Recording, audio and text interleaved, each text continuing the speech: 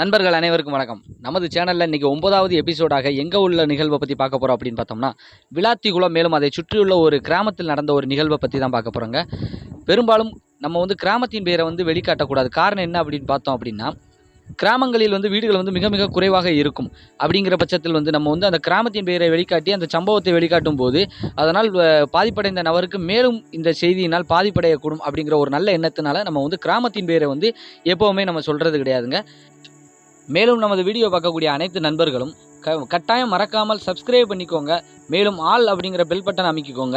மேலும் இந்த வீடியோ பிடிச்சிருந்துச்சுன்னா உங்கள் நண்பர்களுக்கும் ஷேர் பண்ணுங்கள்.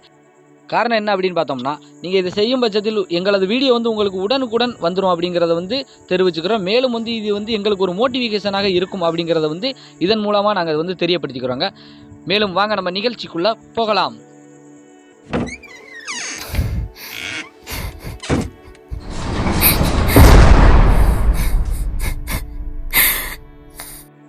ஏற்கனவே நம்ம குறிப்பிட்டது போல இது விளாத்திகுளம் அதை சுற்றியுள்ள ஒரு கிராமத்தில் 4 பெண் தோழிகளில் ஒரு பெண்ணுக்கு நடந்த திகில் சம்பவத்தை பற்றி தாங்க நம்ம பார்க்க போகிறோம்.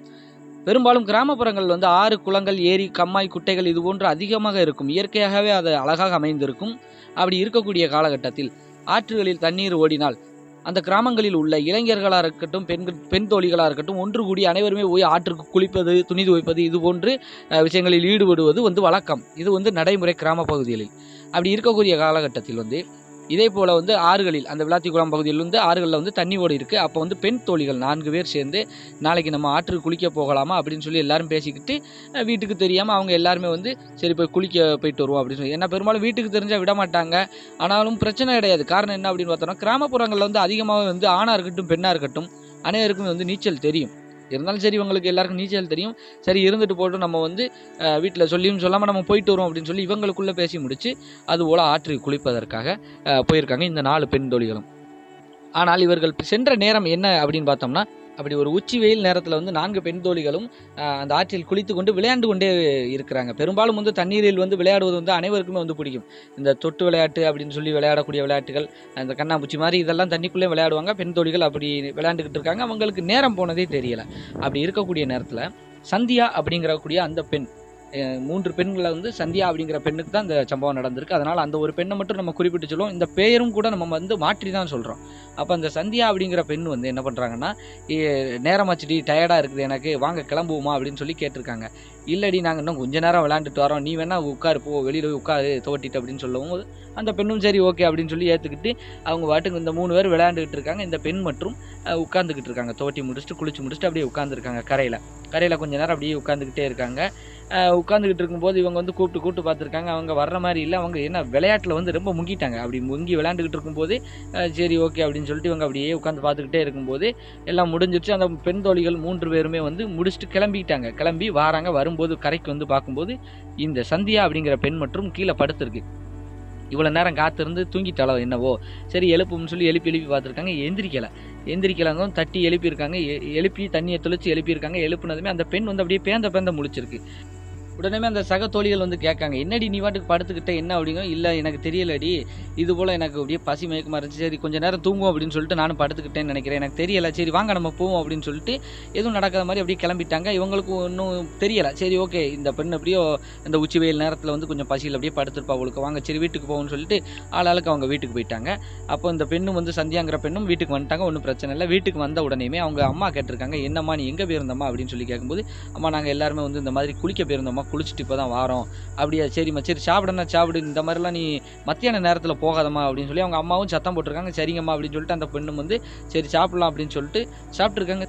சாப்பிட்டு முடிச்சுட்டு அதுக்கப்புறம் அப்படியே பொழுது கழிஞ்சிருச்சு. இரவு தூங்கலாம் அப்படின்னு சொல்லிட்டு அவங்க எல்லாரும் தூங்க போகிறாங்க. அதாவது இவங்க குடும்பத்தை பற்றி நம்ம சொல்லணும் அப்படின்னு பார்த்தோம்னா, இவங்க தாய், தகப்பன் மற்றும் இவங்க தம்பி ஒருவர் இருக்காரு.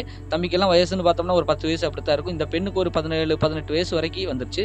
இந்த பெண்ணும் 4 பேர் தான் இருக்காங்க. அப்படி இருக்கக்கூடிய இந்த காலகட்டத்தில் சரி தூங்கலாம் அப்படின்னு சொல்லிட்டு படுத்து தூங்கிட்டாங்க.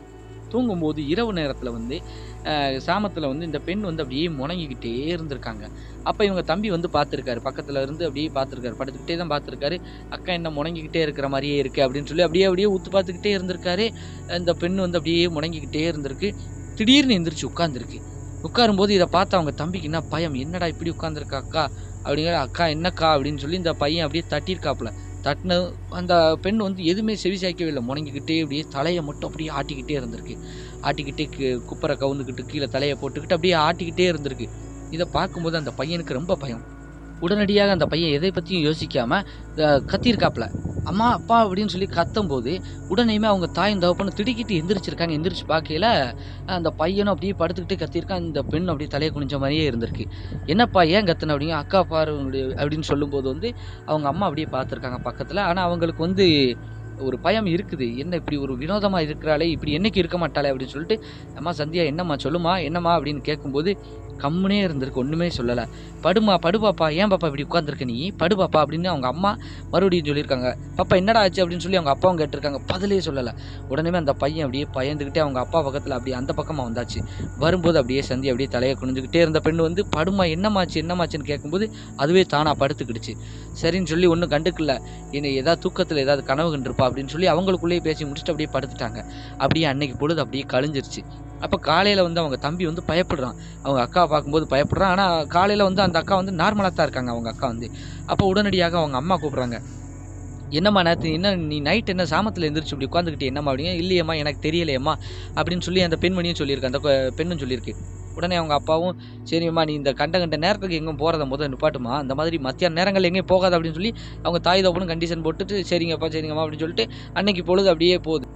அப்படியே அப்புறம் மறுபடியும் அன்னைக்கு இரவு வருது. அன்னைக்கு இரவு வரும்போது எல்லாருமே சாப்பிட்டுட்டு இதே மாதிரி தூங்கும்போது அவங்க தம்பி வந்து அப்படியே படுக்க மாட்டேன் அப்படின்னு சொல்லிட்டு அவர் அங்கிட்டு போயிட்டார். ஏன்னா நேற்று நடந்ததே நினச்சி அவர் பயந்துட்டார், சின்ன பையன் இல்லையா.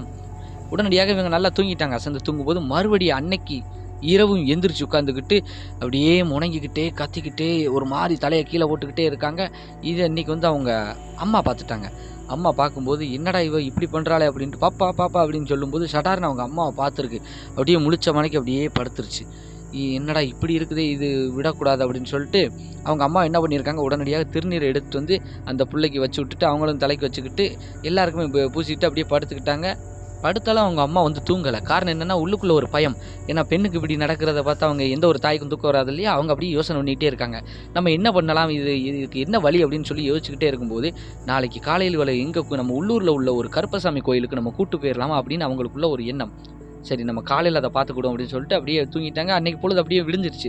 விடிஞ்சதுமே காலையிலேயே அவங்க தம்பியை வந்து சொந்தக்கார வீட்டில் வந்து விட்டுட்டு வந்துட்டு அவங்க கணவர், அதாவது அந்த சந்தியாவோடைய அப்பாட்டையும் அம்மாவும் முடிவெடுத்துட்டாங்க, நம்ம இன்றைக்கி இந்த பெண்ணை வந்து கோயிலுக்கு கூட்டு போகணும் அப்படின்னு சொல்லிட்டு. சந்தியாட்ட வந்து இதை சொல்ல முடியாது இல்லையா, சொன்னால் வராது அப்படிங்கிற ஒரு காரணத்தினால வந்து அதை உண்மையை வந்து சொல்லாமல் என்ன பண்ணுறாங்க அப்படின்னா, அம்மா நம்ம வந்து இன்றைக்கி வந்து ஒரு ஃபங்க்ஷனுக்கு போவோம், அங்கே போக வேண்டியது இருக்குது அப்படிங்கும். அந்த பெண்ணும் சரின்னு சொல்லி ஏற்றுக்கிட்டு அந்த பெண்ணும் வந்து இவங்க கூட கிளம்பி வரும்போது தான் கோயிலை நெருங்கி வரும்போது தான் அந்த பெண் வரவே மாட்டேங்குது, அடம் பிடிக்குது.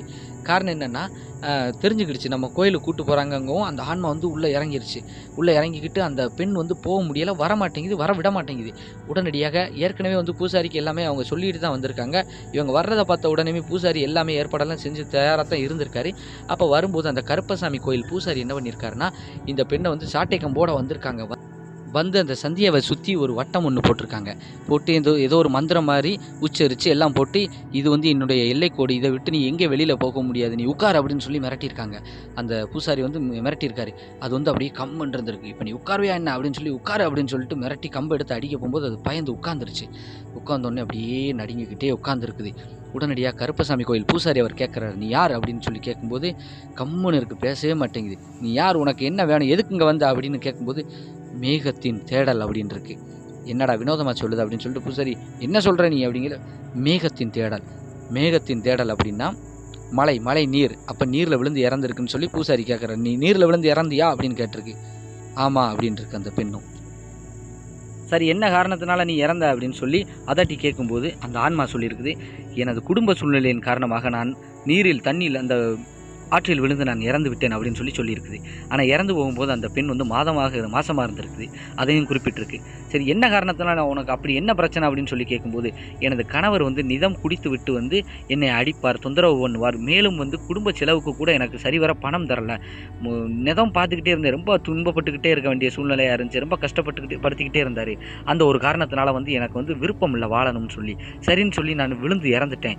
ஆனால் இப்போ எனக்கு வாழணும்னு ஆசை இருக்குது, ஆனால் என்னால் முடியாத சூழ்நிலை.